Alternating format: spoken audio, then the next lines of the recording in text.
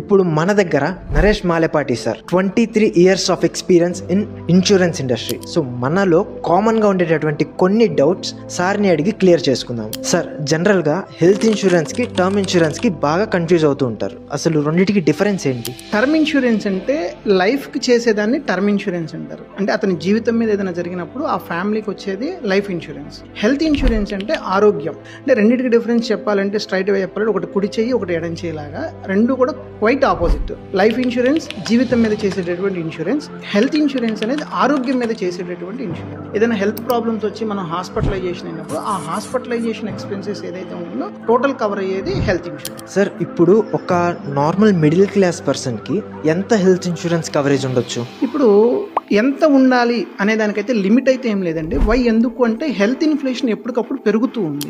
పెరిగే కొద్ది మీన్స్ కాలం గడిచే కొద్ది కూడా ఇన్సూరెన్స్ వాల్యూ అనేది పెంచుకోవాలి. చాలా